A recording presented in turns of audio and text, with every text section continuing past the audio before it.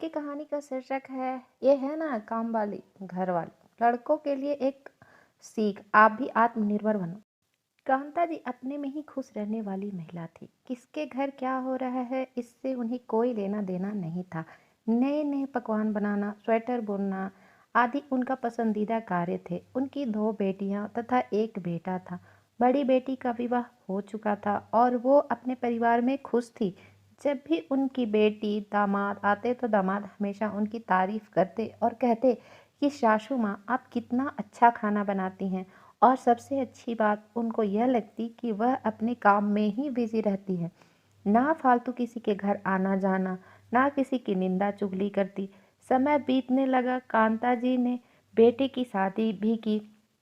लेकिन कहते हैं ना, समय सदा एक सा नहीं रहता। अब कांता जी में माँ के साथ साथ सास के गुण भी आ गए थे। रही सही कसर लोगों ने पूरी कर दी। जब से बेटे की शादी हुई सब कहने लगे कि अब तुम आराम करो, सारी जिम्मेदारियां बहू को दो और अब तुम आराम से रहो। जिनको काम करने की आदत होती है ना, और उन्हें आराम करने को दे दिया जाए मतलब बिल्कुल खाली रहना, यह स्थिति कई बार खतरनाक साबित हो जाती है। कहते हैं ना, खाली दिमाग शैतान का घर होता है। ऐसे ही कांता जी के साथ भी होने लगा। बहू घर का सारा काम करती, फिर भी कांता जी बहुत नुक्स निकालती। बहू ने अपनी सहायता के लिए काम वाली लगा ली, जो बर्तन व साफ सफाई आदि के कार्य करती थी। कभी कभी काम वाली छुट्टी कर जाती तो कांता जी को बहुत चिंता होती। उन्हें लगता है कि कहीं काम उन्हें ना करना पड़ जाए, या फिर बहू करेगी तो बहुत बीमार ना पड़ जाए, फिर खाना कौन बनाएगा। कुछ समय बाद कांता जी की बहू गर्भवती हो गई तो उन्होंने फुल टाइम मेड लगा ली। कांता जी को फिर भी चिंता सताए रहती कि कहीं मेड चली गई तो क्या होगा। और 2 साल को से कांता जी ने काम नहीं किया था, तो काम करने की उनकी आदत भी खत्म हो गई। अब उन्हें काम के नाम पर आलस आने लगा। एक दिन कांता जी को उदास देख उनके बेटे ध्रुव ने पूछा कि माँ क्या हुआ।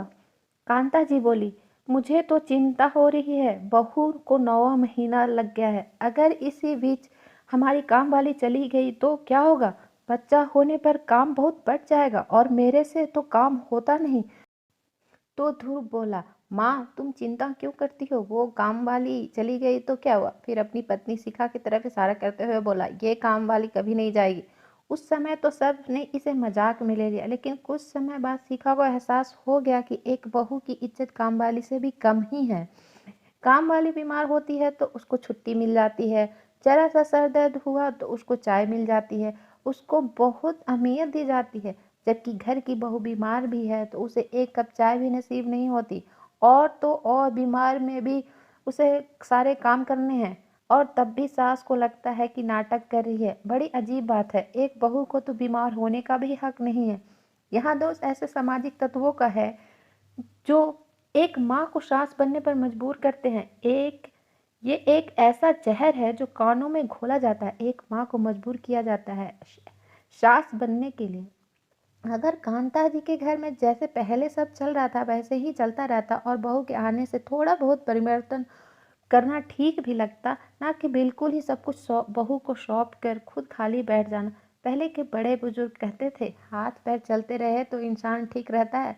लेकिन कुछ घटिया सोच के लोग बहुत के आते ही हाथ पैर जोड़कर बैठ जा, ऐसी सलाह देकर दूसरों के घर में आग लगाने का काम करते हैं। आजकल लड़कियां लड़कों के साथ कंधे से कंधा मिलाकर सब काम कर रही है। हर जगह लड़कियों ने अपनी योग्यता को सिद्ध किया है। लेकिन क्या लड़के लड़कियों के साथ कंधे से कंधा मिलाकर चल रहे हैं। जब लड़कियां जॉब नहीं करती थी तब भी वह घर के काम करती थी, और जब जॉब करती है तब भी वह घर के काम करती है, और ऑफिस के व बाहर के भी।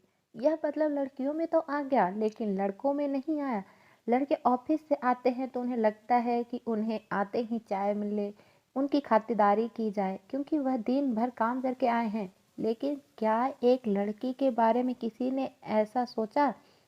हाँ, शादी से पहले तो लड़की अगर जॉब करके आती है तो उसकी माँ उसके सब काम करती है, लेकिन शादी के बाद जो वह नौकरी करके आती है तो उसे घर आकर सब काम भी करने पड़ते हैं।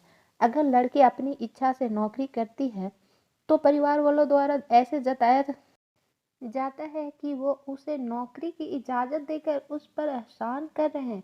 आज की माँओं को चाहिए कि वो बेटी के साथ साथ बेटों की भी ऐसी परवरिश करे कि जिससे वो भी आत्मनिर्भर बने, ना कि एक कप चाय के लिए माँ, बहन या पत्नी का मुंह ताके, बल्कि घर के कामों में भी पूरा सहयोग करे। और सबसे ज़रूरी बात, अपनी बहू को गृहलक्ष्मी समझे, ना कि नौकरानी। तो फ्रेंड्स, वीडियो कैसी लगी, कहानी कैसी लगी?